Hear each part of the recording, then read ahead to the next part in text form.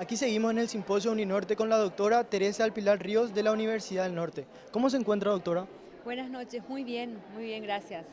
Me gustaría preguntarle sobre su charla, ¿verdad? Que habló sobre María Zambrano, una escritora española, que usted la definió como filopoetisa. ¿De dónde viene esa definición? María Zambrano es filósofa española. Ella es filósofa, pero como escribe muy bellamente, entonces yo acuñé un nuevo término, filopoetisa. ¿Y cómo ella unió la poesía con la filosofía? En realidad es una problemática, es un abordaje epistemológico según el cual la filosofía no solamente se puede decir de manera técnica y fría, sino que la filosofía también se puede decir de modo bello. Y no solamente la filosofía, sino también las ciencias. Las ciencias pueden tener un lenguaje bello y expresarlo de una manera mucho más amplia, mucho más humana, y no solo en un lenguaje frío, hermético, aislado de la realidad. Es como el intento de hacer un lenguaje mucho más holístico, mucho más general, mucho más acorde a la realidad. Entonces, el planteamiento de ella es justamente un abordaje humano, un abordaje científico, un abordaje totalizante que incluya no solamente lo científico, sino toda la realidad y que se revele en ese lenguaje también. Es como usted dijo de adornar con un papel celofán. Dijo como que adorna el pensamiento con un papel celofán. Claro, el papel celofán pues es algo muy bonito, muy bello. Y si las cosas se envuelven con ese papel, entonces las cosas quedan mucho más bonitas. Y lo que hace la filosofía en definitiva en relación a la poesía es, siendo que el contenido es filosófico, el papel celofán vendría a ser la poesía. La poesía muestra lo bello y el contenido es lo que está ahí. Y el papel celofán junto con la filosofía y la poesía se ven bellos por ese papel que viene a ser la filosofía, que muestra un contenido denso que es la filosofía. Sería un invento que me lo acabo yo de aplicar. Sí, sí, muchísimas gracias, doctora, por la enseñanza y seguimos compartiendo en el Simposio Humanidades. Muchas gracias. Gracias, doctor. Aquí nos encontramos con la magíster Laura Penayo de la Universidad del Norte, en la cual va a ser presidente mesa de la segunda sesión. ¿Cómo está, magíster? Bien, bien, ya listándonos para la última sesión que dará cierre al Simposio Internacional de Humanidades. ¿Y de qué van a estar hablando en la segunda sesión? Bueno, la segunda sesión y la última lleva por título Poesía y Exilio, dos palabras muy relacionadas y que tienen un punto de encuentro también muy álgido. Hablamos de la reconfiguración que supone el exilio y también de la fuerza propia de la creación literaria. Tenemos algunas ponencias, permitirme Sí, leer un adelante. poco. Vamos a contar con la presencia del doctor Antonio Alonso Navarro, que va a estar hablando de León Felipe, el carácter humano de su poesía a través de una vida exiliada e itinerante. También contaremos con la presencia de Mónica Bueno, ella es de la Universidad de Mar del Plata, y hablará de Ricardo Piglia, ética y literatura. Seguidamente contaremos con la presencia de Amelia Piquero y su ponencia se titula Las luces literarias del exilio y Juan Ramón Jiménez. Y por último cerramos con Cristina Picera, que es también profesora de nuestra universidad, que hablará de la poesía polaca de exilio en la segunda mitad del siglo XX. Así que esperamos con entusiasmo ya el inicio de la segunda sesión que dará cierre al Simposio Internacional. Sí, así mismo de una sesión que va a haber personas del exterior, como también de nuestra universidad, y le invitamos a que sean parte, que en unos minutos va a comenzar. Gracias, gracias. Tenemos el Simposio Humanidades con la doctora Mónica Bueno de la Universidad del Mar del Plata, Argentina. ¿Cómo está, doctora? ¿Qué tal su paso por el Paraguay? Bueno, mi paso por el Paraguay es bastante reciente porque llegué ayer y es mi primera vez en Asunción, que la verdad es que lo que vi me encantó y me encanta la gente, lo cálida que es. La verdad que estoy muy agradecida a Juan Manuel Marcos por la invitación y a la gente que está en el Congreso que me atienden absolutamente, es una maravilla. Sí, la doctora en unos minutos va a estar hablando sobre Ricardo Pligia y Piglia. Piglia, perdón, ética y literatura. ¿Cuál es la...? Bueno. La doctora va a estar hablando sobre Ricardo Piglia, ética y literatura. ¿Cuál es la comparación que hace el escritor? Bueno, la pensé esta ponencia en relación con el tema del Congreso, que es el exilio, y cómo la condición del escritor en general es siempre el de un exiliado, alguien que está un poco fuera de la vida para poder mirar la vida y escribir, ¿no? Y hacer literatura. Y en el caso particular de Piglia, lo que me interesa mostrar es cómo él, desde el principio, Piglia es un escritor, uno de los escritores más importantes de la Argentina actuales, acaba de morir en el 2017, y cómo toda su vida está puesta a funcionar en relación con una ética de escritor, una ética sobre la literatura. Entonces lo que quiero mostrar es eso, ¿no? A partir de sus novelas, sus posicionamientos y su final, que es un final muy triste porque él tuvo una enfermedad, ELA, o sea, es esclerosis lateral amiotrófica, que lo llevó a la muerte, pero que además lo dejó inmóvil durante bastante tiempo y él siguió escribiendo. Escribía con la mirada, o sea, escribía mirando las teclas y entonces eso aparecía en la pantalla. Y publicó y logró escribir varios libros, una novela, editó sus diarios, todo de esa manera. Entonces hay una apuesta a la literatura, una apuesta política a la literatura que hace Piglia que me interesa mostrar. Muchísimas gracias, doctora. Y seremos, en unos minutos estará empezando y le invitamos a que nos acompañen para aprender más sobre este escritor que no importaba su enfermedad, siguió escribiendo. Sigue escribiendo. Muchas gracias. Gracias, doctor. No, gracias a vos.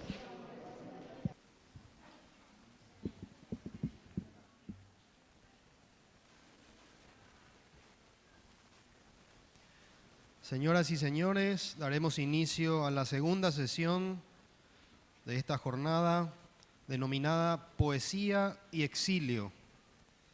Para ello contamos con la presencia de la presidenta de mesa, Laura Penayo, de la Universidad del Norte, quien irá presentando cada una de las ponencias respectivas, las cuales estarán a cargo de Mónica Bueno, de la Universidad de Mar del Plata, Argentina, José Antonio Alonso Navarro, de la Universidad del Norte, Amelia Piquero Foll, de la Universidad Autónoma de Asunción, y Cristina Picera, de la Universidad del Norte. Rogamos al público presente hacer silencio y poner en silencio también sus teléfonos celulares. Le damos la palabra entonces a la presidenta de mesa, Laura Penayo. Muy buenas tardes a todos y todas. Primeramente me gustaría agradecer a la Universidad del Norte por darme el honor de compartir con esta mesa integrada por ponentes tan importantes. Hoy iniciamos o cerramos el Simposio de Humanidades con una sesión titulada Poesía y Exilio. Dos palabras que tienen su punto de encuentro en momentos tan álgidos como la reconfiguración que supone el exilio y también la fuerza propia de la creación literaria. Y sin más preámbulos, empecemos este periplo literario por la vida de algunos poetas que se vieron obligados a reconfigurar sus vidas y también a conocer cómo tuvieron que hacerse nuevos caminos a fuerza de pluma y papel. Iniciamos esta sesión cediendo la palabra a Mónica Bueno, de la Universidad del Mar del Plata, cuya ponencia se titula Ricardo Piglia, Ética y Literatura. Bueno, muchas gracias. Muchas gracias a la presentadora y muchas gracias también a José Antonio, a todos los organizadores, a Liz, a todos los que me han ayudado para mi primera vez en Asunción, que estoy muy contenta y muy emocionada porque siempre, como argentina, sentí que teníamos una deuda con los paraguayos, no en el fútbol, sí con respecto a la guerra de la Triple Alianza, y bueno, y de alguna manera quiero pedirles disculpas. porque es una guerra que nunca tendría que haber existido. Bueno, mi ponencia sobre el exilio y Ricardo Piglia en realidad es una metáfora pensando el exilio como la condición del escritor. Todo escritor es un exiliado porque establece una relación particular entre la literatura y la vida. Se coloca en la literatura para ver la vida. Y en el caso de Ricardo Piglia, eso forma parte de su poética, que es lo que quiero mostrar. La ponencia tiene una cita, una epígrafe de Bertolt Brecht. El epígrafe, que le pido que lo recuerden porque vamos a volver a él, dice: nuestra ética y nuestra estética se derivan de las necesidades de nuestra lucha. Y empezamos con una cita de Carlos Marx. Marx dijo: si los sentimientos, pasiones del hombre no son solo determinaciones antropológicas en sentido estricto, sino afirmaciones esenciales, verdaderamente ontológicas, se entiende así que la forma de su afirmación no es en absoluto una y la misma, sino más bien la forma diferenciada de la afirmación construye la particularidad de su existencia, de su vida. Y más adelante agrega Marx: la existencia de objetos esenciales para el hombre, tanto en cuanto a objetos del goce como de la actividad. Nos preguntamos entonces cuáles son los objetos esenciales de un escritor. ¿Cuáles son los objetos esenciales de Ricardo Piglia? Se podría pensar entonces que la poética de un escritor está marcada por la forma de su universo de objetos, por los atributos que el escritor le asigna y por la colocación de su propia figura. Ricardo Piglia siempre se ha definido como un escritor de izquierda. ¿Qué significa esto hoy en la Argentina? ¿Cómo una vida revela esa decisión? ¿Cuáles son entonces los objetos? Hace unos años, en un suplemento literario de Argentina, leí una entrevista al escritor noruego Karl Ove Knausgård, quien escribió una obra descomunal y autobiográfica con el polémico título de Mi lucha. Su primer tomo se presentaba en Buenos Aires. El escritor contaba en la entrevista, antes de la llegada a nuestro país, que el libro iba a titularse Argentina. Dice: yo siempre tuve un sueño sobre la Argentina, toda mi vida. Aunque nunca estuve ahí, para mí la Argentina es la literatura. Más allá del exotismo del noruego, la analogía me pareció disparadora. Si la Argentina es la literatura argentina es un territorio construido por sobre otro territorio y nuestros grandes escritores son entonces extraordinarios ingenieros o arquitectos. La poética de Ricardo Piglia tiene una ingeniería precisa de intervención, relectura y colocación de la tradición propia y ajena. Pero además construye un tono, o mejor dicho, muchos tonos, en esa relación del narrador con la historia que narra. Es una música disonante, a veces apasionada, otras irónica, también elegíaca. Los libros, procedencias y lecturas. La colocación de Piglia como escritor tiene dos indicaciones precisas: su huella de lector, de la que ha hecho ejercicio preciso de su escritura, laboratorio de su literatura, y por otra parte su ética de las acciones, que define su posición de izquierda. Una mirada genealógica nos muestra un punto nodal en esta arquitectura literaria. Nos referimos a la revista Los Libros, que desde sus inicios en los meses de 1969, que siguieron al Cordobazo, que es un acontecimiento político muy fuerte en la Argentina en esos años, Ricardo Piglia perteneció al comité editor junto con Carlos Altamirano, Beatriz Arlo, Héctor Schmuckler, su fundador, entre otros, hasta 1975. La revista deja de publicarse poco después del golpe de Estado de 1976. Notas sobre Brecht, en el número 40 de la revista, es un artículo de Piglia y es un hito de esta cartografía que intentamos diseñar. Dice Piglia: la aparición de los trabajos inéditos de Bertolt Brecht sobre la literatura y el arte es sin duda uno de los acontecimientos más importantes en la crítica marxista desde la publicación de los cuadernos de la cárcel de Antonio Gramsci. Así comienza Piglia el artículo. La marca brechtiana de su poética tiene en su lectura del escritor alemán, dos huellas indelebles: la contradicción entre capitalismo y arte, por un lado, eso es lo que Brecht pensaba, y la definición revulsiva del realismo, entendido como aquel capaz de producir otra realidad, no de imitar la que conocemos. Ahí queremos ver la figura de la ficción, que es para Piglia un dispositivo político. El concepto de utopía de Ernst Bloch, será otro elemento fundamental y complementario para entender su concepto de ficción. Para Piglia, la novela no solo narra la tensión entre lo real y lo ficcional, sino que es un procedimiento básico de construcción de lo no real, de lo que todavía no es. La huella blochiana, o sea, este no es la hipótesis de Ernst Bloch, la huella blochiana de lo aún no acontecido se muestra en esta idea del acontecimiento que la literatura puede mostrar como conciencia anticipadora, decía Bloch.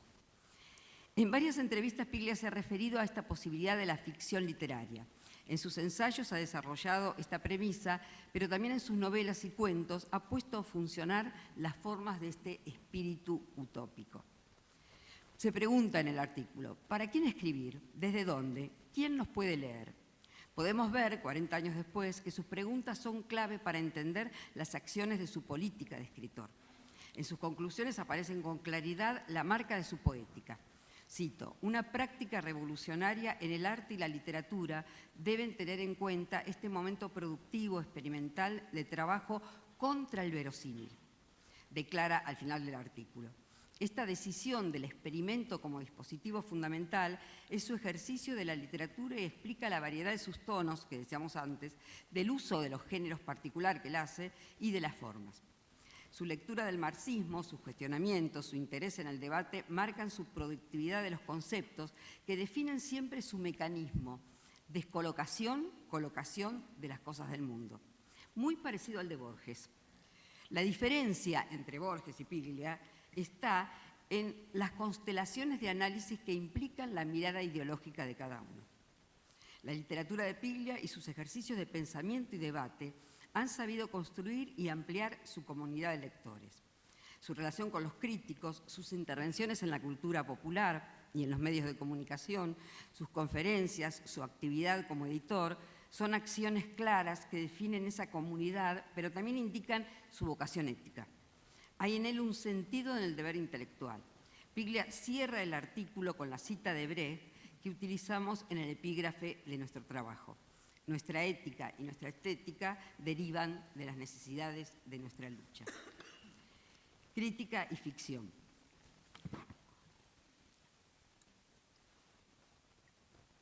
La posición de lector crítico que Piglia diseña para sí en los años 70, podríamos agregar la revista Punto de Vista, con Sarlo y Altamirano, y otras intervenciones de Piglia en ese periodo político tan particular de la Argentina, en mediados de los 70 se inicia la dictadura, exhibe procedencias insoslayables de su poética. Ficción, teoría y crítica encuentran en el espacio de su escritura alianzas peculiares. Desde su primera novela, Respiración Artificial, define esa marca de lo real que él reconocía en Brecht. En diferentes entrevistas, en sus trabajos críticos, Piglia ha sostenido una política de la literatura frente al Estado. Esta política, para Piglia, implica definitivamente la forma de la lengua. Lo ha dicho hasta el cansancio y lo ha llevado a la práctica. No es solo su preferencia por personajes ubicados en el margen, no es solo su reiterada fascinación por las locas pitonisas, se trata de un ejercicio que se hace militancia. Interrogado sobre la especificidad de la ficción, Piglia responde, cito, me interesa trabajar esa zona indeterminada donde se cruzan la ficción con la verdad.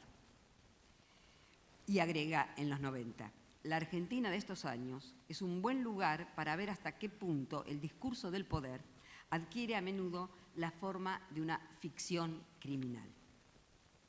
Frente a este lenguaje que enmascara la verdad, la lengua del Estado, con la forma de una ficción que nos torna paranoicos, sostiene Piglia, la literatura resulta para el escritor un lugar revulsivo, contraideológico, que en las construcciones ficcionales encierra la forma de lo posible. Para Piglia, la literatura es Sherezade, resiste las leyes del poder. Pensar mundos alternativos es privilegio de la filosofía. Llevarlos a la práctica, obligación de la política. Relatar sus extravagancias y diferencias, fundamento de la literatura. La ciudad ausente es una novela máquina y formula en esa paradoja a la modernidad. ¿Dónde empieza el relato de la ficción y dónde están sus límites? Son preguntas impertinentes en la sintaxis del mundo, creado en la paranoia de una ciudad que no está, pero que se muestra en los relatos. La ciudad ausente es la novela más experimental de Piglia, la publica en 1992, la ciudad ausente es Buenos Aires, y es una ciudad vacía, con una distopía muy fuerte, donde hay solamente una máquina, que es en realidad la máquina que Macedonio Fernández, un escritor también argentino, anterior a Piglia, de la vanguardia argentina, ha inventado para preservar, todo eso es imaginación de Piglia. Macedonio Fernández existió, su mujer murió y él hizo un culto de la muerte de su mujer, pero Piglia le agrega a esto la invención de una máquina donde Macedonio guarda el alma de Helena, que es su mujer, y esa máquina además guarda todos los relatos que el Estado argentino no permite decir. En la ciudad ausente muchos relatos se pierden, se fragmentan, se esfuman, porque la máquina no puede parar. La máquina es una mujer, Helena, la eterna de Macedonio, Eva Perón, en definitiva, la Sherezade que habla e interpela al poder. El relato de la isla, esta máquina habla todo el tiempo y cuenta relatos. Cada relato que la máquina cuenta es uno de los capítulos de la novela. Por eso digo, es una novela muy compleja y muy experimental. El relato de la isla es uno de los últimos. Piglia publica este relato por separado en los Cuentos Morales de 1997. Si entlon ucbar orbis tertius, el famoso cuento de Borges, la metafísica es una rama de la literatura fantástica, en la isla de Finnegans, así se llama la isla que inventa Piglia, la lingüística es la religión ominosa, la ciencia omnipresente.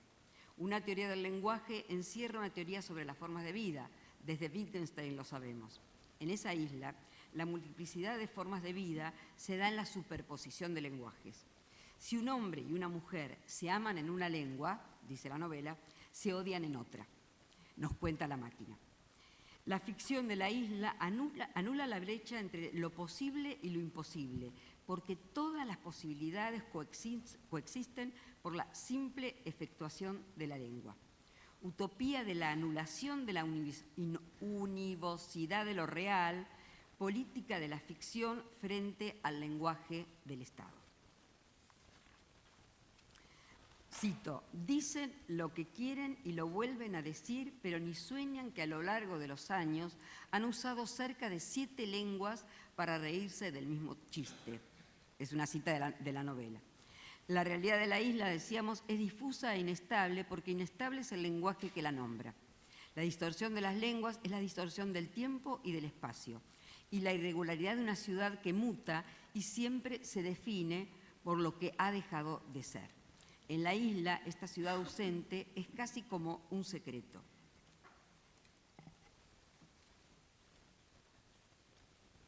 Un compromiso político es para Piglia un compromiso con la ficción. Esta novela lo muestra. Si la literatura es un no lugar productivo de todas las posibilidades, las deseadas y las necesarias, el escritor exaspera las formas de buscarlas. El mejor de los mundos posibles debe tener un lenguaje. Todos los mundos posibles pueden tener todos los lenguajes.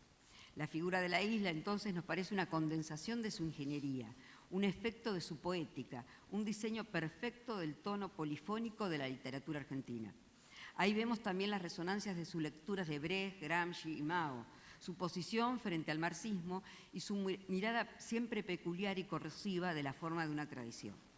Esta ficción que nos propone la isla trabaja con el presupuesto, como decíamos antes, de la imposibilidad lógica.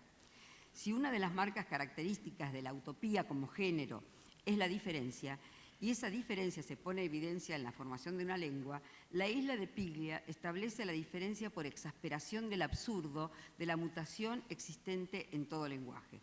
O sea, exagera y acelera esa mutación del lenguaje.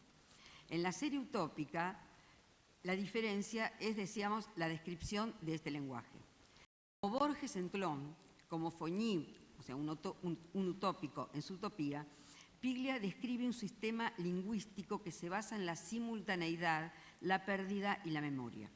En la descripción de ese complejo sistema está la clave de la crítica política que toda utopía despliega.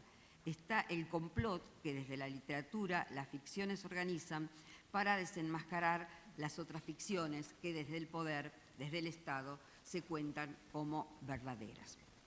Thomas Pavel, o sea, un semiótico, nos propone una distinción interesante entre los mundos de ficción que la literatura nos ofrece.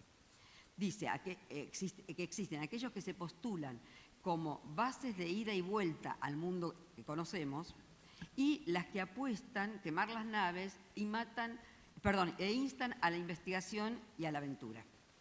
La isla de Piglia es la isla que corresponde a este segundo grupo. Surge esa posibilidad utópica de la que nos hablara Bloch y como el ángel de Paul Klee, da vuelta la cabeza hacia el pasado y tiende hacia el futuro. El final de la novela es indicativo. Para Piglia, la literatura es una máquina mujer eterna, infinita y contestataria. Dice la máquina, estoy llena de historias, no puedo parar. La insistencia es privilegio de la literatura. Cito, las formas están ahí, las formas de la vida, las he visto y ahora salen de mí. Extraigo los acontecimientos de la memoria viva, la luz de lo real titila, débil, soy la cantora, la que canta, estoy en la bahía, en el filo del agua, puedo aún recordar las viejas voces perdidas, estoy sola al sol, nadie se acerca, nadie viene, pero voy a seguir. Esta cita es el final de la novela. La tercera persona en el próximo milenio, el lugar de la literatura. Cito, su obra, como la de Vernon o la de Samuel Beckett, está situada del otro lado de las fronteras, en esa tierra de nadie que es el lugar de la literatura. Dice Ricardo Piglia sobre Juan José Saer, otro escritor argentino. Si plagiamos la frase y la pensamos para él, podemos decir que esa tierra es una isla proliferante, múltiple, donde un viajero puede arribar en cualquier momento, y es también la marca de su vida literaria. En esa siempre nueva relación entre la vida y la literatura, Piglia dibuja una magna ópera sobre el relato de la experiencia que encuentra sentido en la escritura y que tiene algunos movimientos constitutivos. La tradición, el secreto, el complot, la máquina.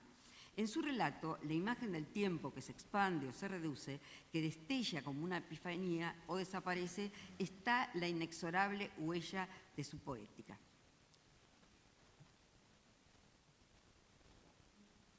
En Tres propuestas para el próximo milenio y 5 dificultades, otro libro de Piglia, Piglia define su utopía literaria, pero también le responde al libro de Italo Calvino, 5 propuestas para el próximo milenio. La respuesta de Piglia tiene que ver con la perspectiva latinoamericana y tiene 3 propuestas. La búsqueda de la verdad como horizonte político, la distancia de la palabra propia y el desplazamiento a la ajena, y finalmente la lengua privada de la literatura frente a los usos oficiales del lenguaje. Son evidentes dispositivos estos 3 de su poética y dibujan el perfil de ese escritor de izquierda que decíamos. Son sus objetos esenciales. Es por eso que vuelve a Brecht una y otra vez, porque las dificultades, acuérdense que eran 3 propuestas y 5 dificultades para el escritor del próximo milenio, las dificultades para Piglia, para Brecht, implican la marca política. Dice Piglia, en 5 dificultades para escribir la verdad, un texto de Brecht, Brecht define algunos de los problemas que yo he tratado de discutir con ustedes y los resume en 5 tesis referidas a las posibilidades. De transmitir la verdad. Perdón, pero me pasaron el cartel que estoy pasando el tiempo. Hay que tener, decía Brecht, el valor de escribirla, la perspicacia de descubrirla, el arte de hacerla manejable, la inteligencia de saber elegir a los destinatarios y, sobre todo, la astucia de saber difundirla. Esta, que fue primero una conferencia, se hace práctica en el final de la vida de Piglia. Tengo que decir que Piglia termina su vida con una manera muy triste, con una enfermedad muy terrible, que es ELA, esclerosis lateral amiotrófica, que ataca todo el cuerpo de la persona, menos la mente. La mente permanece intocable, pero el cuerpo queda absolutamente paralizado. Piglia sigue escribiendo, primero pierde el habla, después pierde la movilidad de las manos, y continúa escribiendo con una máquina especial que le traen, por el cual mira las teclas y la mirada, que es lo único que él puede mover, hace que pueda escribir en la pantalla. Y así publica sus diarios, publica una novela, publica varios libros de cuentos, escribiendo de esa manera y con una disciplina férrea. Yo lo visitaba y lo vi en esa condición sin tragicidad, que fue también para mí una lección de vida, por eso de alguna manera esta ponencia es un homenaje, ¿no? Había un estoicismo muy fuerte en ese final de vida y bueno, lo cuento así rápidamente, que es la última parte de la ponencia, que él inventa ahí un personaje, un alter ego. Él tenía ya un alter ego de sus novelas anteriores, se llamaba Emilio Renzi. Inventa otro personaje que es el comisario Croce. El comisario Croce es un hombre grande, como es Piglia en ese momento, y que muestra en sus acciones, en los cuentos y en la novela, una ética muy parecida a la que muestra Piglia en la vida. Y cuento uno solo de los cuentos, aunque spoileé un poco el final. Uno de los cuentos se llama La música y es una historia real que ocurrió en Necochea, una ciudad cercana a Mar del Plata, una ciudad de mar, por la cual matan a una prostituta en un prostíbulo y lo culpan a un marinero yugoslavo que estaba ahí de casualidad y que tiene 20 años. Esto pasó, lo meten preso. El marinero no habla español, no puede casi comunicarse, y Piglia inventa que Croce lo va a ver al marinero, y el marinero le dibuja lo que él vivió, porque alguien lo golpea en la cabeza, él aparece, se desmaya, y cuando aparece está la prostituta muerta, y él solo con la prostituta muerta. Bueno, cuenta eso, Croce se va, y Croce se queda pensando en él. Esta sería la propuesta, la ejecución de la propuesta que Piglia, una de las propuestas que Piglia propone. ¿Qué propone Piglia? Dejarle la voz al otro. Croce deja su propia voz, deja sus propios intereses. Piglia inventa que Croce va a comprarse un telescopio porque encontró un meteorito y lo va a vender a una universidad de extranjera en Princeton, y que se va a comprar un telescopio porque quiere ver las estrellas. Pero Croce se queda pensando en este muchacho yugoslavo y entonces le manda un acordeón. El cuento termina con que el muchacho finalmente sale libre porque se descubre quién es el asesino y le manda una nota a Croce en reconocimiento por esa verdulera, le decimos nosotros, no sé si acá se dice igual el acordeón, esa verdulera que Croce le regala. Entonces ahí lo que uno ve es la ética de las acciones en ese personaje final que Piglia inventa y que tiene que ver con las propias éticas de las acciones. Entonces ese exilio entre la vida y la literatura, en el final Piglia logra darle una posibilidad nueva que la muerte lo termina. Bueno, corto acá. Gracias.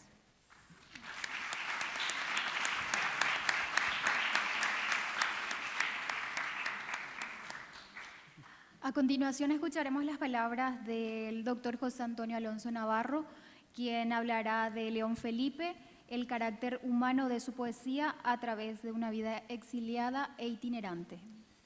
Muchas gracias, Laura.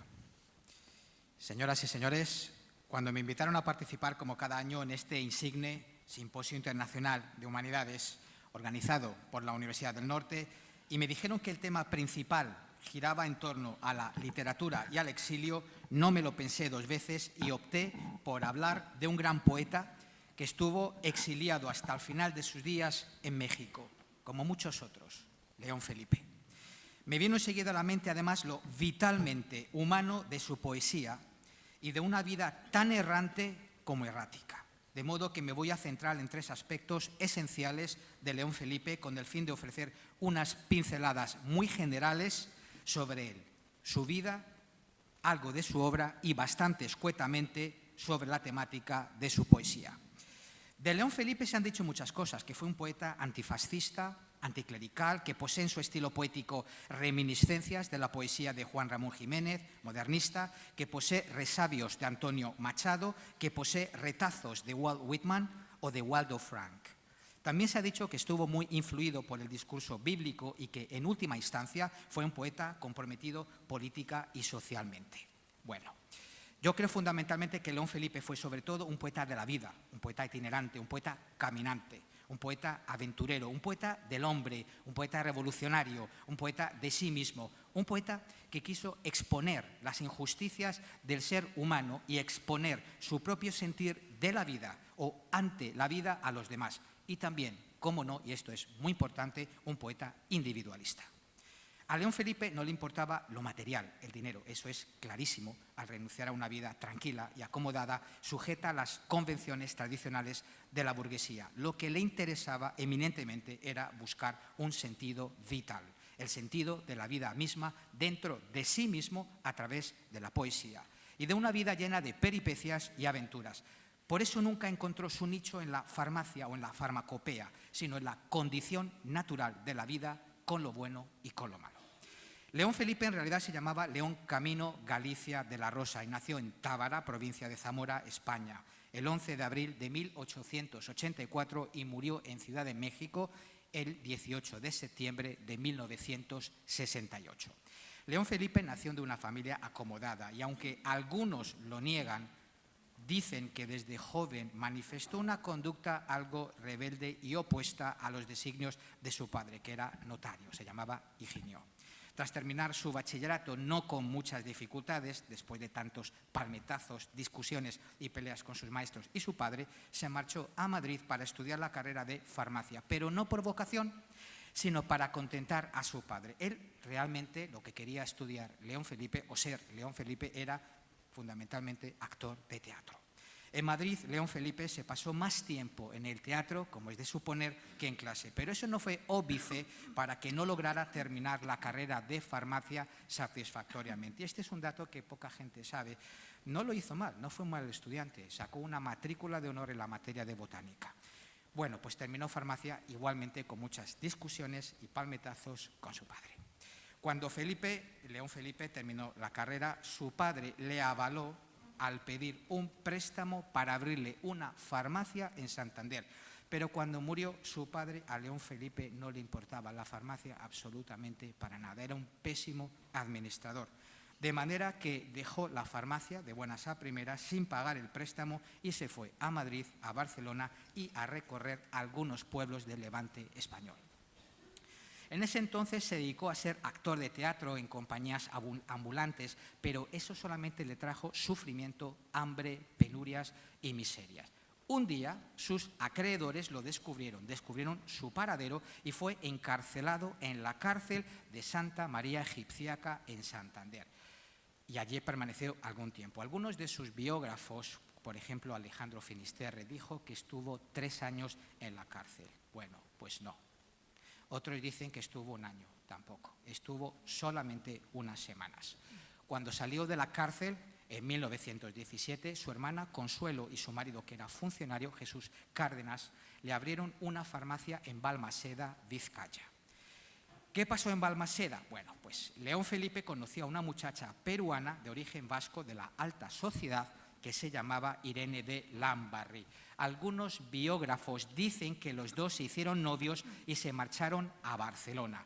Después de pasar un tiempo allí, en Barcelona, Irene decide marcharse a Lima, pero con la promesa de amor eterno, es decir, de volver 1 año después, cosa que jamás sucedió porque no se volverían a ver hasta 30 años después, cuando Irene de Lambarri está casada con un señor de la alta sociedad peruana y él está casado con una profesora de español mexicana que se llama Berta Gamboa. Él se quedó en Barcelona, dicen algunos biógrafos, sin trabajo y con 500 pesetas de entonces que Irene le había prestado. Otros biógrafos, en cambio, afirman o lo sitúan por aquel tiempo en Bilbao, trabajando en una tienda de antigüedades que tenía su hermana Salud. A partir de entonces, ¿qué es lo que le pasa a León Felipe? Pues nuevas penurias, calamidades, lleva una vida errante y bohemia por Madrid y Barcelona. Él pasa mucho tiempo durmiendo en mesones de amor, es decir, en prostíbulos, como él decía. De manera que el próximo destino de León Felipe fue la Guinea Española, hoy en día Guinea Ecuatorial. ¿Qué es lo que hace en Guinea Española? Trabaja durante 2 años como administrador del Hospital San Carlos, que está situado en la isla de El Obey. Después se marchó a Madrid, aprovechando una licencia que le habían dado de 6 meses por ser un buen funcionario en la Guinea Española, y se marchó a Madrid. De Madrid se marchó a México con una carta de recomendación que le había dado entonces un eminente e insigne intelectual llamado Alfonso Reyes Ochoa. Bueno, en México él trabaja como profesor en la escuela de verano, gracias al profesor Pedro Enríquez Ureña, que es entonces el director de los cursos de verano. En Veracruz conoce a una profesora mexicana que se llama Berta Gamboa, como dije anteriormente. Con ella se marcha a los Estados Unidos porque Berta es profesora de español en la Universidad de Cornell, y se casan en Nueva York, Brooklyn.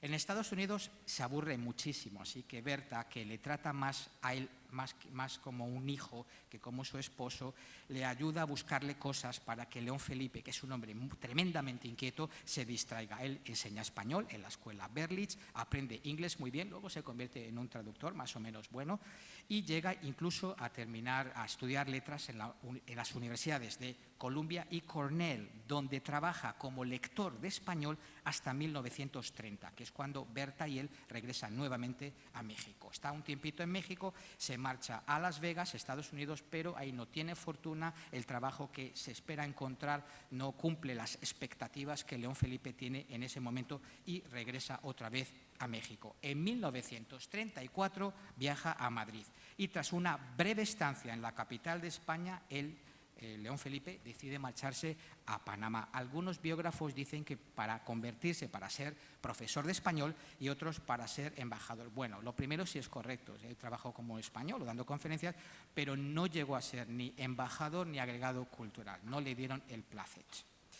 Cuando estalla la Guerra Civil Española en 1936, León Felipe regresa corriendo a España porque se siente absolutamente identificado con el gobierno constitucional de la República. Pero en 1938 regresa ya definitivamente a México, huyendo de la dictadura franquista, como han dicho erróneamente el biógrafo Alejandro Finisterre, sino huyendo del clima enrarecido político que había encontrado incluso con los miembros de su propio partido. Era anarquista, pero tuvo una serie de enfrentamientos bastante serios con sus compañeros comunistas. Esa es la razón por la que León Felipe se marcha a París. Tras una breve estancia en París, regresa a México y nunca jamás regresará a España.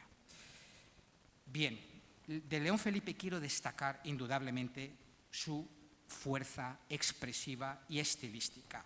Pero es un hombre erudito que cultivó también el género teatral. Él escribió El juglarón, La manzana, hizo adaptaciones de obras de William Shakespeare fundamentalmente, y tradujo mucho. Lamentablemente la mayoría de sus traducciones se han perdido.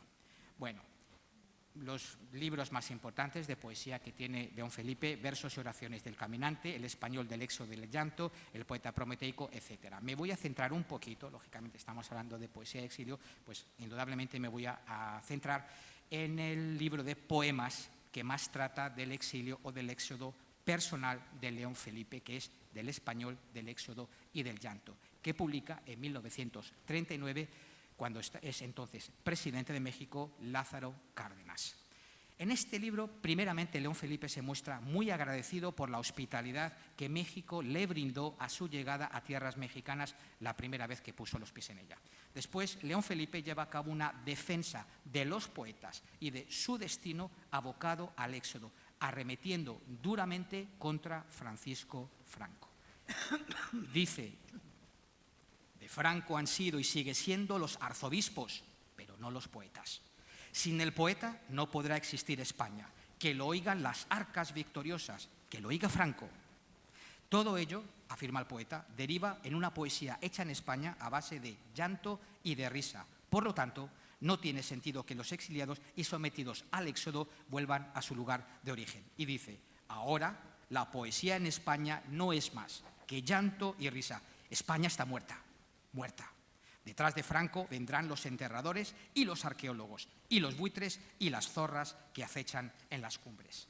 Y sin perder la fuerza lírica de sus palabras, el poeta se dirige a los españoles exiliados y les conmina a reflexionar acerca de su exilio y a labrarse un porvenir individual de esperanza a partir de su exilio, sin mirar atrás, sin pensar en lo que dejaron antes de exiliarse y a entender el llanto como símbolo del hombre, de la humanidad, de la justicia. Y dice: español del éxodo y del llanto, escúchame sereno.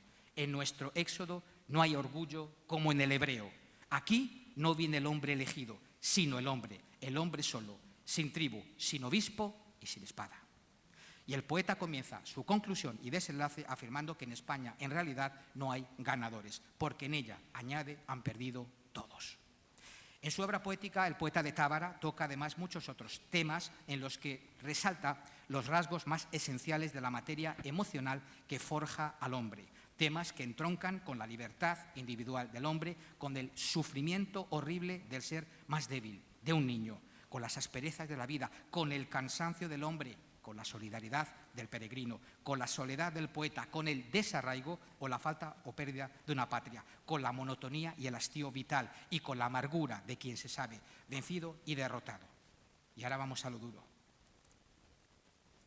En el poema titulado Auschwitz, León Felipe expresa muy bien lo que es el terrible dolor y el sufrimiento humanos, en especial de los más débiles y vulnerables, de los niños, sobre todo cuando estos están solos ante la muerte inminente y desgarradora. El poema Auschwitz posee todos aquellos elementos que hacen del poema sustancia y materia emocional y lírica, tensión dramática, subversión cultural y sencillez formal, una sencillez tremenda. La tensión dramática la pone la imagen del niño judío, su soledad, el lugar en el que se halla y su destino teleológico, no teológico, final, la muerte. Y leo: estos poetas infernales, Dante, Blake, Rimbaud, que hablen más bajo, que toquen más bajo, que se callen.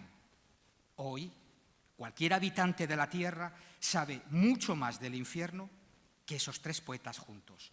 Ya sé que Dante toca muy bien el violín, el gran virtuoso, pero que no pretenda ahora, con sus tercetos maravillosos, asustar a ese niño judío que está ahí, desgajado de sus padres y solo,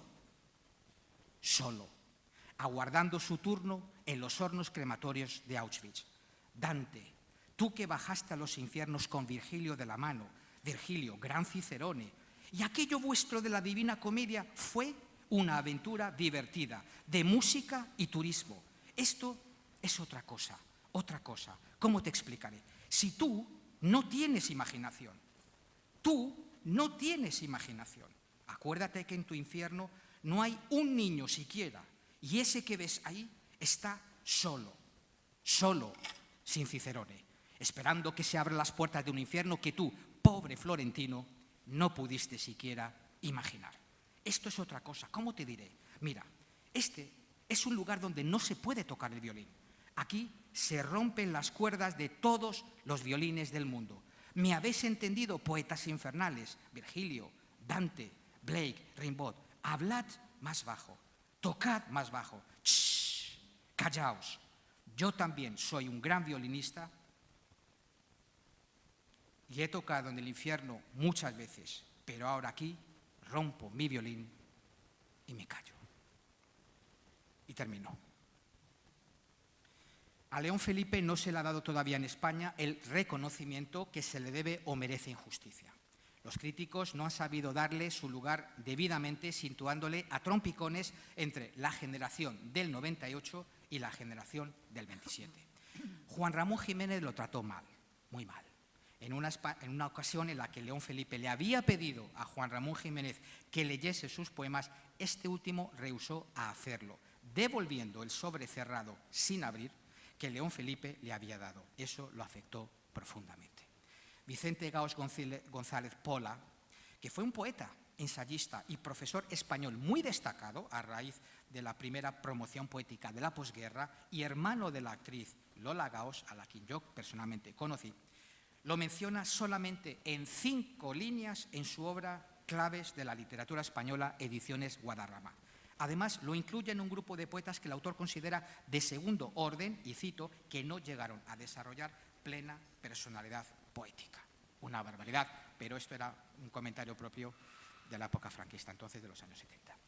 Eso no es todo. Vicente Gaos considera poetas menores a dos miembros de la generación del 27, Emilio Prados, que murió en México en 1962, y Manuel Altolaguirre, que murió en Burgos en 1959, tras matarse en un accidente de coche. Hablamos de los fundadores de la revista Literal, que aún sigue publicándose en Torremolinos, Málaga, y con quien este servidor tiene contacto habitualmente. No obstante, lo que es indudable es que León Felipe es un poeta excepcional y su obra un claro ejemplo, repito, de poesía de gran vitalidad y fuerza lírica, expresiva, estilística, literaria y personal. Y aunque no sé si lo consiguió o no, sí quiso buscarse a sí mismo a través de su poesía.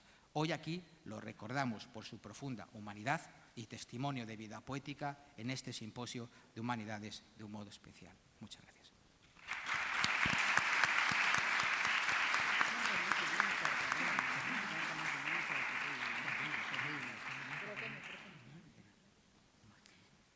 A continuación escucharemos a Amelia Piquero Fol de la Universidad Autónoma de Asunción, cuya ponencia se titula Las luces literarias del exilio, y Juan Ramón Jiménez. Buenas tardes. Yo voy a hablar un poquito solamente, ¿verdad?, de cada uno de los poetas más resaltantes de esta época. Entonces, en esta ponencia hablaré un poco sobre parte de la pléyade de autores que se conoce como Generación del 27. El grupo de intelectuales que renovaron el panorama cultural español en la primera mitad del siglo XX.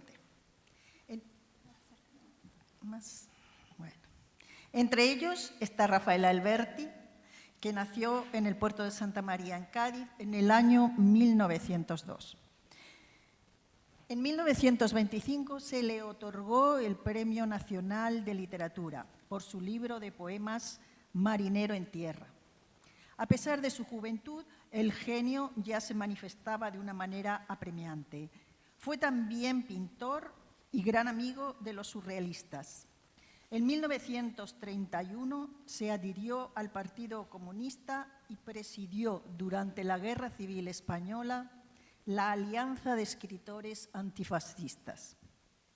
Marchó a varios países como exiliado al terminar la guerra, entre ellos Francia, Chile, Argentina e Italia, hasta que en 1977 volvió a su añorada España.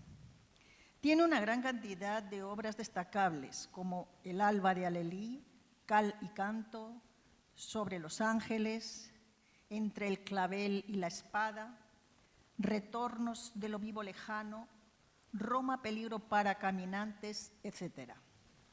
También cultivó el teatro. Entre sus obras se encuentran El adefesio, Noche de guerra en el Museo del Prado, y también escribió sus memorias con el título de La arboleda perdida.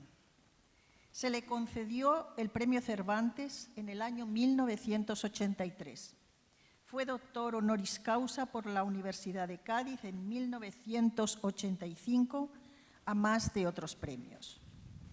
Algunos de sus versos dicen así: dejé todo lo que era mío, dime tú, Roma, a cambio de mis penas, tanto como dejé para tenerte. Relevante es Gerardo Diego, nacido en Santander en 1896 y muerto en Madrid en 1987. Su obra comenzó antes de la Guerra Civil y siguió creciendo con los años. Entre ellas tenemos Ángeles de Compostela, Alondra, Romances, etc. Compartió con Jorge Luis Borges en 1980 el Premio Miguel de Cervantes.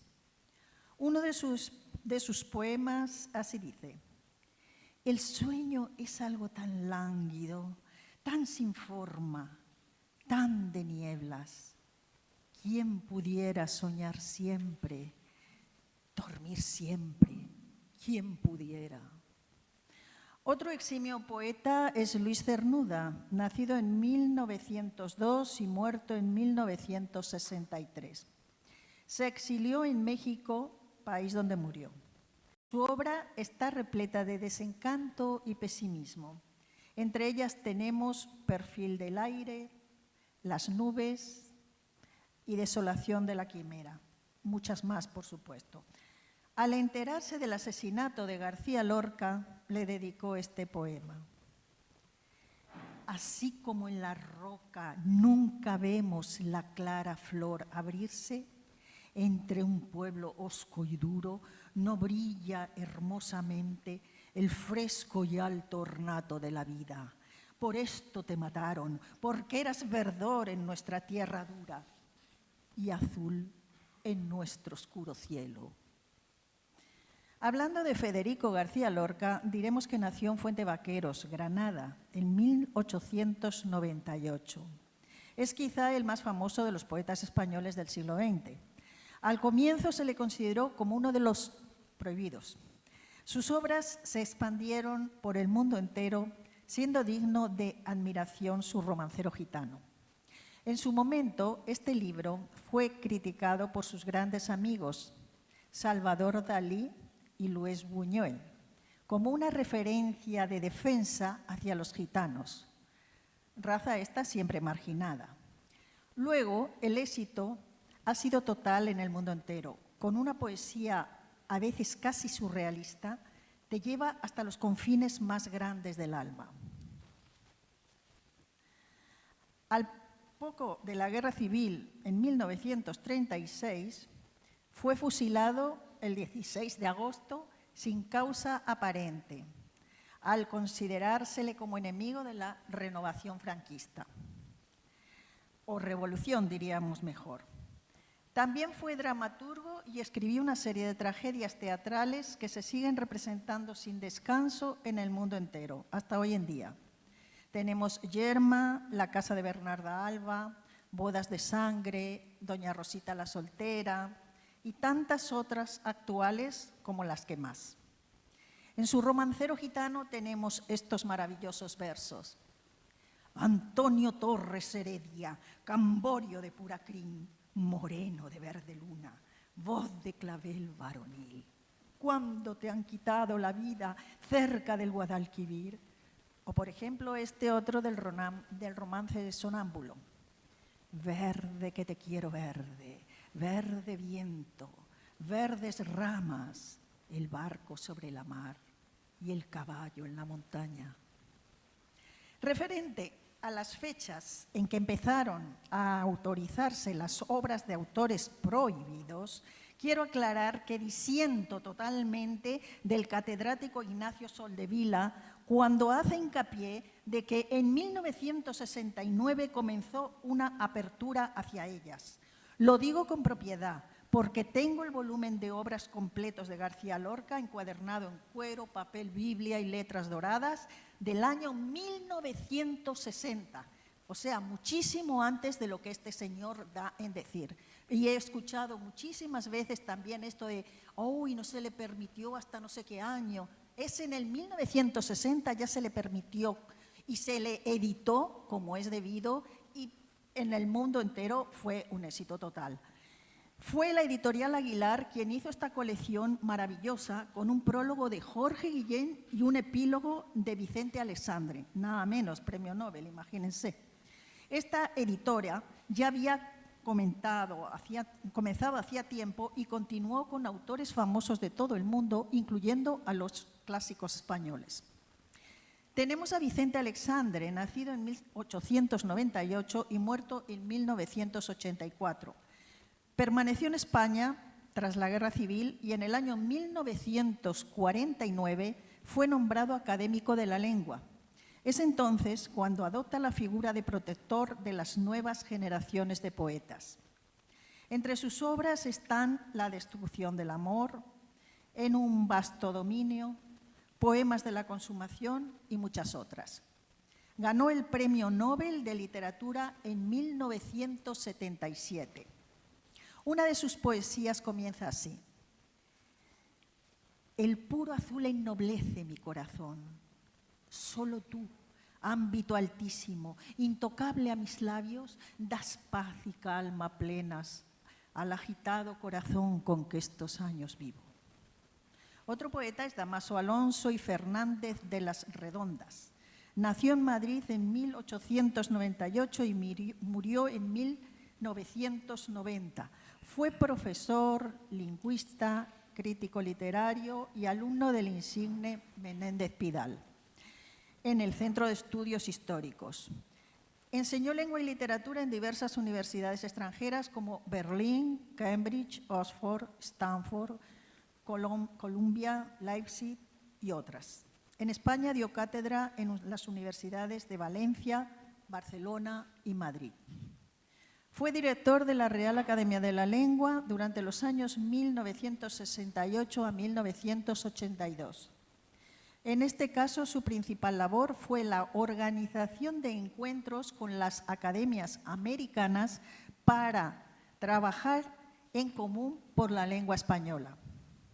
Sus poemas son El viento y el verso, Hombre y Dios, Gozos de la vida y muchísimos más, claro.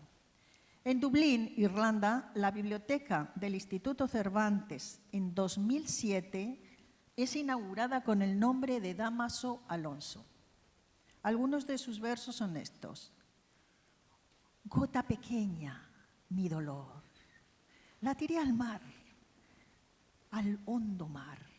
Luego me dije, a tu sabor, ya puedes navegar. Mas me perdió la poca fe de mi cantar. Entre onda y cielo naufragué y era un dolor inmenso el mar. No me puedo resistir a no hablar de Jorge Guillén Álvarez. Nació en Valladolid en 1893 y muere en Málaga en 1984. Después de doctorarse en Filosofía y Letras en Madrid, es lector de español en la Sorbona de París y en Oxford más tarde. Durante la Guerra Civil estuvo preso y logró salir en 1938. Se fue a Estados Unidos y fue profesor en la Universidad de Harvard, enseñando literatura. Al volver a España, fue otro de los poetas que logró el Premio Cervantes en 1976, el mayor premio de las letras hispánicas, por supuesto. De poesía casi pura y una visión afirmativa de los seres a través de ella, condensa una gran emoción. Sus obras son muchas, como Cántico, Homenaje, Clamor, Mare Magnum y demás. Retazos de su poesía son los siguientes versos. El viento es un can sin dueño, que lame la noche inmensa. La noche no tiene sueño y el hombre entre sueños piensa. Hablando de Pedro Salinas Serrano, diremos que nació en Madrid en 1891 y muere en Boston en 1951. Se doctoró en 1917 en Filosofía y Letras con una tesis sobre ilustraciones de El Quijote. Durante la Guerra Civil Española da clases en Boston hasta 1939 y luego pasa a la Universidad de Baltimore. Consigue juntar a su familia, que se reúne con él en Estados Unidos. La obra de Pedro Salinas destaca por tener un interés en defender los valores ideológicos más altos y desinteresados de la cultura anterior a la Segunda Guerra Mundial. Tiene 3 etapas. La primera, inicial o de poesía pura, la segunda, de plenitud o amorosa, y la tercera, la del exilio. De la primera tenemos Presagios y Seguro Azar. De la segunda, La voz a ti de vida, Largo lamento, etc. Y de la tercera, El contemplado, Confianza, Todo más claro y otras. También ha escrito cuentos, una novela y ensayos. En sus poesías vemos casi siempre el amor. Sin armas, ni las dulces sonrisas, ni las llamas rápidas de la ira, sin lágrimas, ni las aguas de la bondad sin fondo, ni la perfidia, corvo pico, nada, sin armas, sola. Bueno, ahora hablaremos de los hermanos Machado. Hablaremos de Antonio específicamente, ¿verdad? Porque los hermanos Machado son españoles, pero Antonio trabajó con su hermano Manuel en su producción teatral, pero la política los separa. Manuel ha sido franquista y Antonio republicano. Refiriéndonos a Antonio, diremos que nació en Sevilla en 1875. Pasó su juventud en Madrid, después se trasladó a París, donde trabajó como traductor y estudió en la Sorbona. Publicó en Madrid su primer libro, Soledades, en 1903. Otro volumen fue Campos de Castilla, que tuvo un gran éxito. El libro en prosa, Juan de Mairena, fue otro de sus grandes triunfos. Se doctoró en Filosofía y Letras. Le nombraron miembro de la Real Academia de la Lengua en 1927, aunque nunca llegó a tomar posesión de su sillón. Otro dato curioso es que fue iniciado en la masonería de la Logia Mantuana de Madrid. Al terminar la guerra, se exilió en Collioure, un pequeño pueblo del sur de Francia, donde murió en 1939. Su tumba suele ser visitada por gran cantidad de turistas, donde siempre se encuentran flores recordatorias. Yo específicamente también la he leído a ver. La sencillez y sobriedad de su poesía han hecho de él uno de los poetas emblemáticos del alcance popular de la poesía. Uno de sus poemas más conocidos comienza con estos versos autobiográficos. Mi infancia son recuerdos de un patio de Sevilla y un huerto claro donde madura el limonero. Mi juventud, 20 años de Castilla.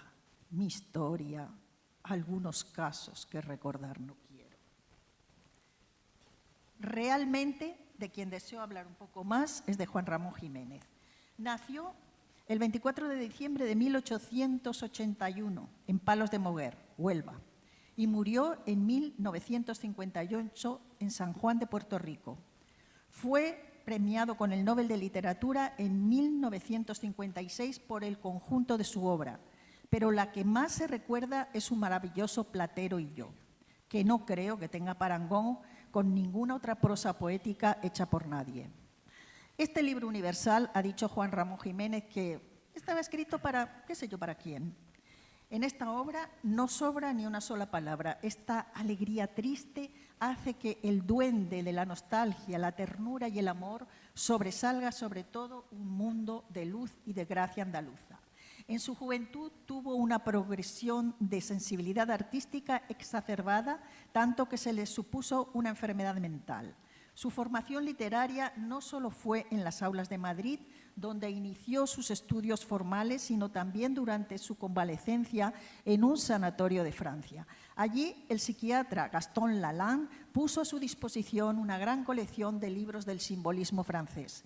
Esto sería una de las influencias más importantes sobre el estilo que empezaba a florecer en el poeta.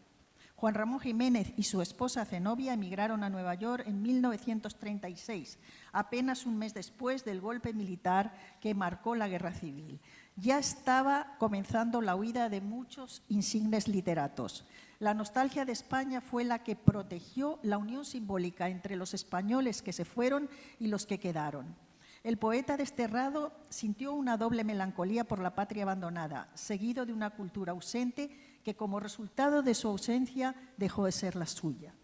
Tanto la historia personal de Juan Ramón Jiménez como la obra que forjó en el instante de su destierro manifiestan una tendencia hacia la añoranza de su tierra onubense.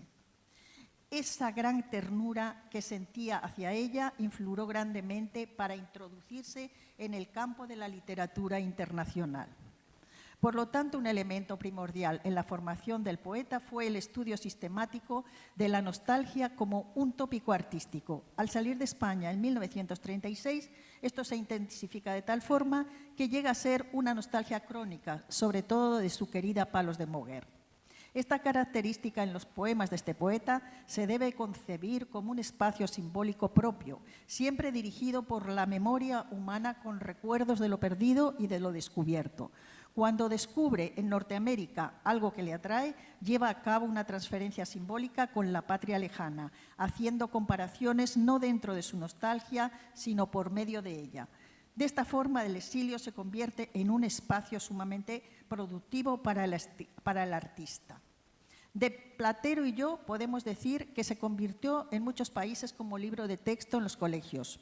Su ternura y belleza es incomparable, como estos simples párrafos del comienzo de Platero en el que lo describe y que más que una prosa parecen una poesía.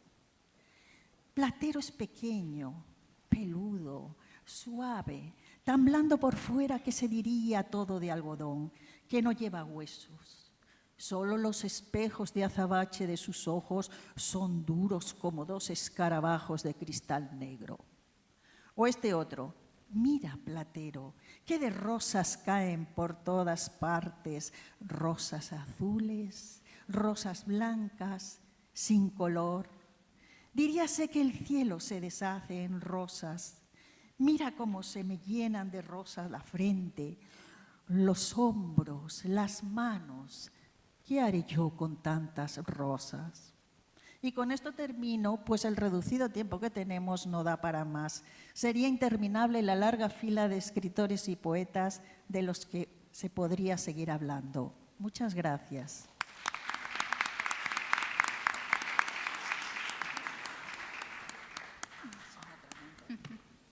Finalmente escuchamos a Cristina Piceras de la Universidad del Norte, quien hablará de la poesía polaca en el exilio, la segunda mitad del siglo XX.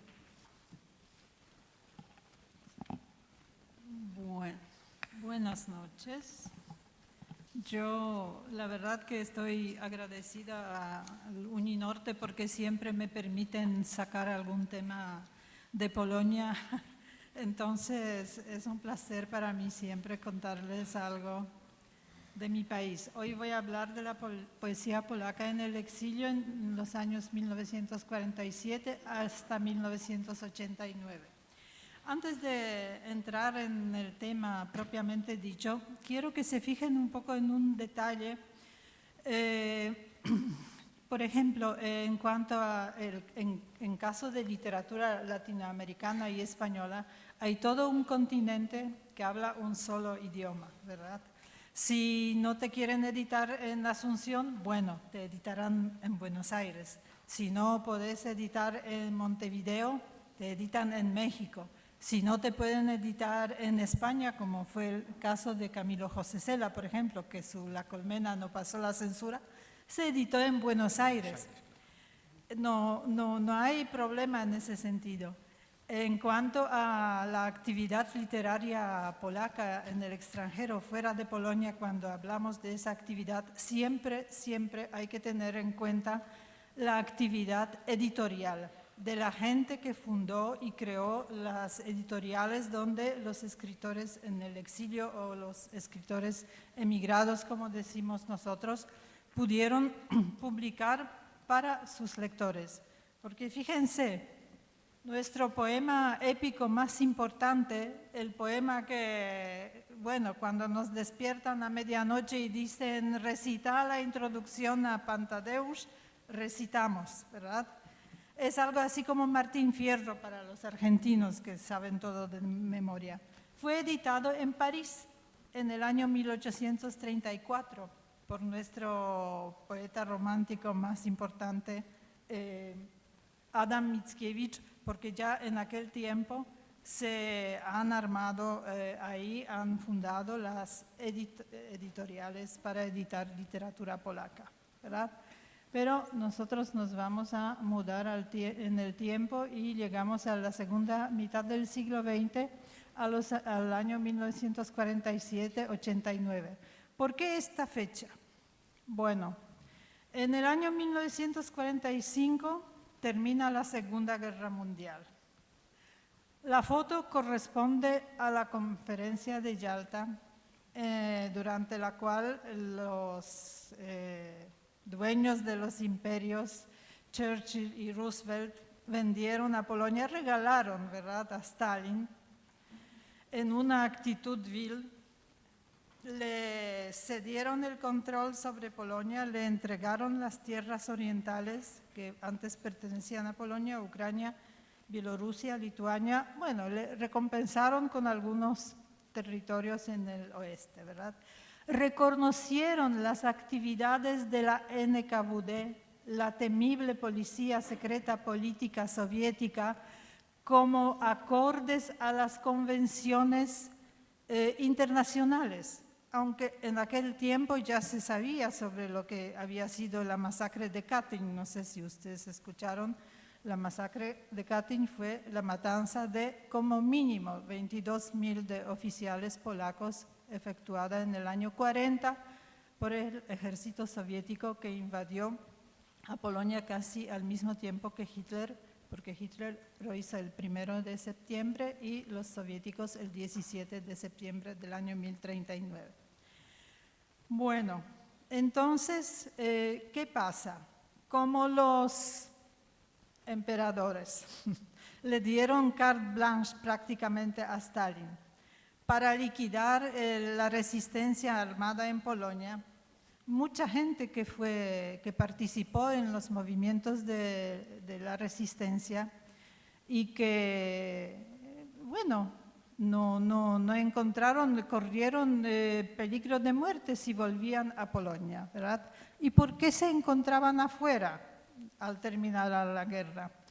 Porque la mayoría de ellos, entre ellos muchos poetas, casi todos los poetas de los que yo voy a mencionar acá, o fueron soldados, o fueron miembros de la resistencia durante la Segunda Guerra Mundial, o fueron prisioneros de los campos de concentración. Bueno, la mayoría de ellos cuando fueron, bueno, después de la derrota en septiembre, y fueron generalmente prisioneros, ¿verdad? Los que fueron prisioneros alemanes fueron a los campos en Alemania, los campos de detención. Los que fueron prisioneros de los soviéticos terminaron en Siberia, con suerte, ¿verdad? Si no los liquidaron físicamente, o en los campos de los trabajos forzados. De ahí recién, en el año 41, cuando Hitler también entra en guerra con la Unión Soviética, ahí Stalin autoriza liberar a los polacos que todavía seguían vivos y ellos, como pueden, se van al occidente y se unen a los aliados donde estaba formado el segundo cuerpo del ejército polaco comandado con el general Anders. Entonces, cuando terminó la guerra, toda esa gente estaba en el occidente, los que fueron ex soldados. Los que fueron prisioneros de los campos de concentración en Alemania también se encontraban en Alemania. Bueno, había gente de repente que trabajaba en algunas instituciones como gubernamentales o prensa que en el año 39 escaparon, ¿no? Entonces, esa gente también permanecía en el extranjero. Entonces, bueno, en esa situación en Polonia, cuando se estaba imponiendo un régimen y bueno, no, en aquel tiempo no había manera de evitarlo. Y después ya terminada la guerra en el año 49, la Asamblea, el Congreso de la Asociación Nacional de los Escritores Polacos promulga como la única manera vigente de escritura y de arte en general el realismo socialista, social realism, nosotros usamos ese término. Entonces, a partir de esos años, ¿verdad? 47, 48, 49, es que esa gente que está en el extranjero, los escritores, poetas, otras personas que pertenecían al ámbito cultural, deciden si vuelven o no vuelven. Es un proceso que lleva algunos años y podríamos decir que tiene su finalización en el año 51, cuando Czesław Miłosz se decide y escapa también al occidente, ¿verdad? Nuestro más así, bueno, como premio Nobel siempre se lo conoce más. Bien, entonces algunos sí volvieron, ¿verdad? Algunos volvieron, bueno, una situación muy complicada con situaciones personales a veces diferentes. No era decisión fácil, pero sí hubo gente que volvió. Después de esa época más o menos,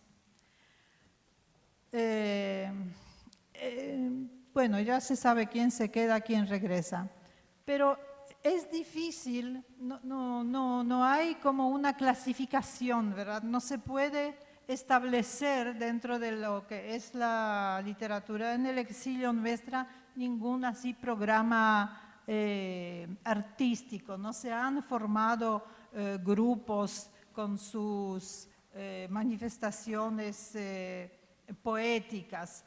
Realmente si se han formado grupos, respondía a todo eso a los elementos totalmente extraliterarios, respondía a lo que pasaba en Polonia, ¿no? A los acontecimientos políticos en Polonia.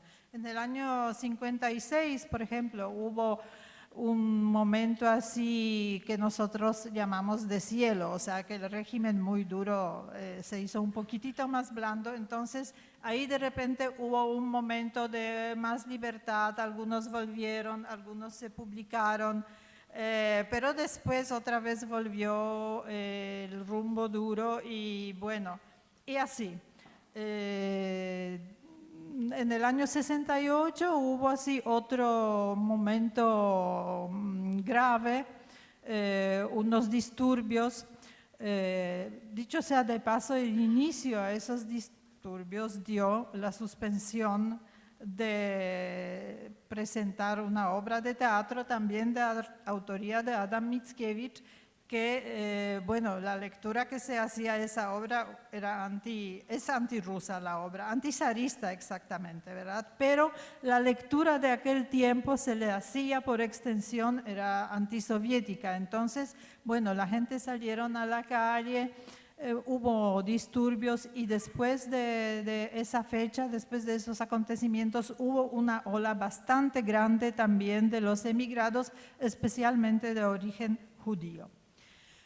Después vinieron los tiempos, bueno, años 70, 80, empezaron las movilizaciones obreras, se creó Solidaridad, hubo como una primavera, un tiempo así de alegría y de libertad en el año 80, hasta 81, hasta el año 81, un año más o menos duró, menos de un año, que terminó con la introducción del estado de sitio y bueno, ahí terminó la libertad y otra vez hubo una ola de los escritores que emigraron, escritores que se comprometieron en las actividades de oposición en defensa de los obreros, a favor de los sindicatos, Solidaridad y bueno, muchos de ellos emigraron.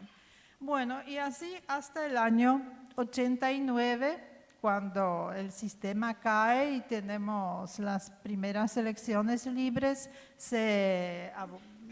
la censura deja de existir y bueno, oficialmente y formalmente realmente ya no hay ningún motivo para emigrar porque ya cualquiera puede editar lo que quiere en Polonia. Entonces, si hablamos de la literatura polaca en el exilio, es hasta el año 89. Después, en todo caso, podemos hablar de escritores migrantes, pero ya no de exiliados, ¿verdad? O sea, resumiendo, en cuanto a lo que se escribía al comienzo, 46, 47, 48, fue así poesía que trataba de la experiencia reciente de la guerra, de tener que asumir el exilio, una especie de terapia.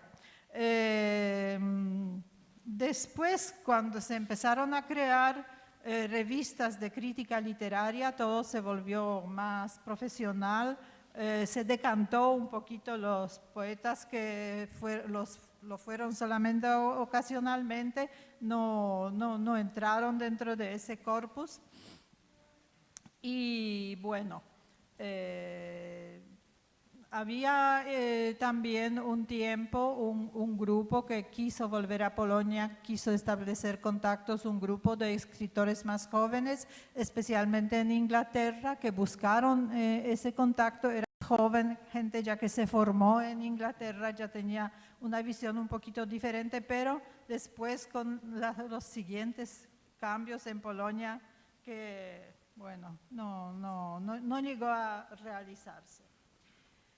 Así que vuelvo a recalcar que los escritores que forman parte del grupo de los poetas emigrados pertenecen a diferentes generaciones, sus circunstancias de destierro fueron en diferentes tiempos, desde el 39 hasta el 81, provenían de diferentes tradiciones literarias y escuelas poéticas, con diferentes posturas poéticas e ideológicas. Entonces, vamos a hablar de individuos, ¿verdad? No vamos a hablar de un programa poético, vamos a hablar de...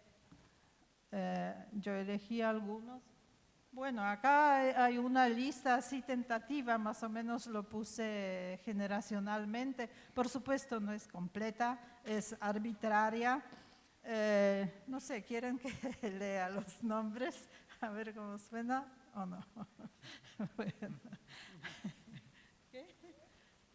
bueno pero bueno, ahí voy a leer porque no veo.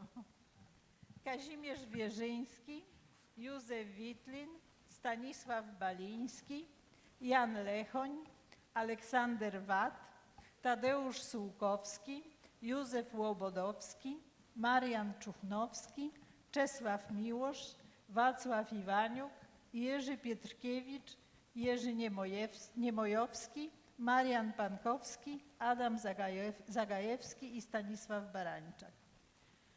De los que están acá mencionados, solamente Stanisław Barańczak, creo que, no, ¿quién? Uno que murió en Polonia y uno que sigue vivo todavía. Los demás murieron en el exilio, en Inglaterra, en los Estados Unidos, en España, en Canadá. Bueno, y tiempo, bueno.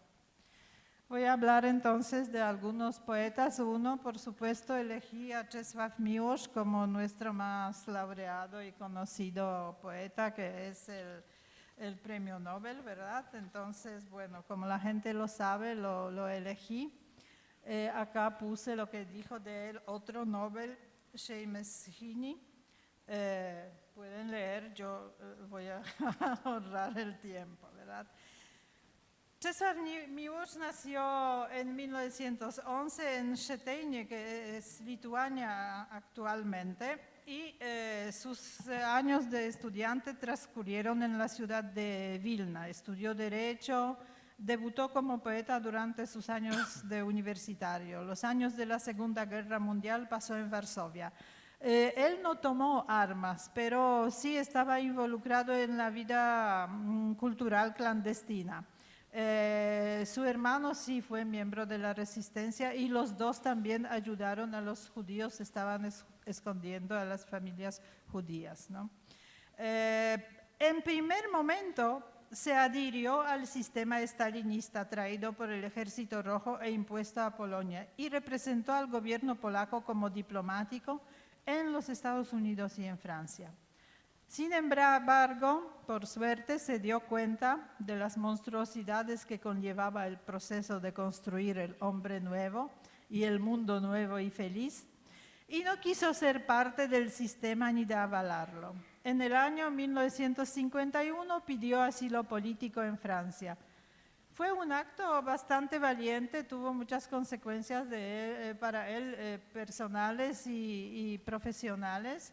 También no fue muy agradable porque él pidió auxilio en Francia, en el Instituto Literario de Polonia, que era un centro así de emigrados también, y mucha gente lo trató con desconfianza por causa de su anterior,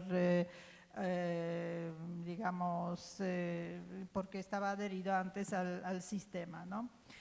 Desde 1960 vivió en los Estados Unidos y enseñó literatura eslava en las universidades de Berkeley y Harvard. Después de haber recibido el Premio Nobel de Literatura en el año 1980, un año después pudo visitar Polonia. En ese lapso que yo les dije que se creó la solidaridad y hubo como un año de libertad. Y ahí, en ese tiempo también se editó un poemario suyo. Después recién volvió, después del año 89, a partir del 93 se quedó a vivir en Polonia y murió en 2004. Básicamente se diferencia tres vertientes en la poesía de Miłosz que corresponden a diferentes periodos. La poesía catastrófica corresponde a los años 30 y se caracteriza por el abundante uso de metáforas, visiones apocalípticas, pesimismo e inseguridad del futuro destino de hombre y del mundo. En los años de la Segunda Guerra Mundial, el catastrofismo juvenil del poeta desapareció ante la catástrofe real.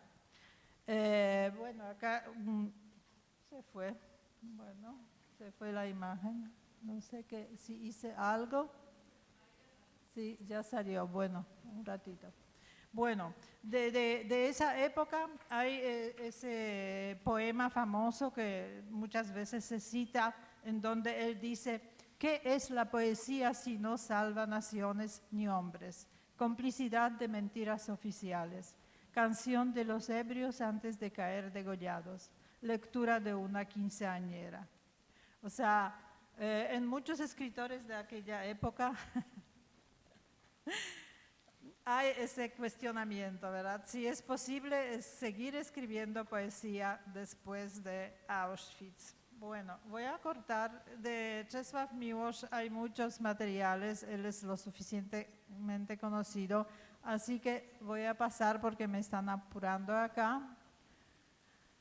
Kazimierz Wierzyński. Bueno, yo acá puse una estrofa de su poema y dos propuestas de traductores españoles para que vean que realmente no es muy difícil traducir poesía. Yo tuve esa dificultad para preparar esa ponencia porque no encontraba traducciones que me satisfagan. Entonces, bueno, acá pueden ver Kazimierz Wierzyński, que era un poeta muy laureado antes de la Segunda Guerra Mundial, un hombre con muchos premios, muy conocido, y bueno, la guerra y el exilio le truncó su carrera. Bueno, también tengo más cosas, pero acorto porque me están apurando con el tiempo. Cuando quieran podemos volver a hacer y les cuento con más detalles. Stanisław Barańczak es mi preferido, es un poeta excelente. Él es de esa generación que emigró en el 81. Él fue el opositor en los años 70 y emigró en el 81 y yo le adoro porque es un traductor genial. Él tiene un don, un talento que yo no he visto en ninguna otra persona que haga traducciones. Y bueno, voy a terminar, no me dejan explayarme. Quiero decir también que busqué mujeres poetisas y por supuesto encontré, ¿no? Pero esa poetisa, por ejemplo, sus poemas son tan hermosos y las traducciones nada que ver. Entonces, para mí no viene al caso porque igual no van a poder ver esa belleza. Y bueno, acá termino por fuerza mayor.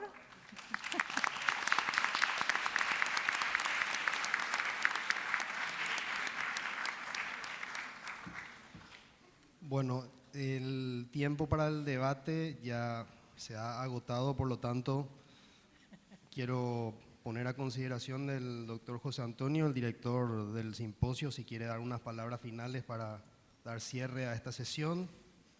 Pues muy bien, quería decir a todos los asistentes que muchas gracias por su participación desde el comienzo de nuestro simposio, el día 6, hasta hoy que culminamos. Yo les sigo invitando a que no se marchen porque posteriormente, después de esta mesa debate, tenemos la presentación de nuestra revista, Discurso Literario, revista de Humanidades. por lo tanto les conmino a quedarse y después de nuestra presentación, de nuestra revista, tenemos un broche artístico maravilloso, Carmen de Bizet. También agradezco a mis compañeros de mesa por su participación, excelentes exposiciones y nos seguimos viendo. Muchas gracias.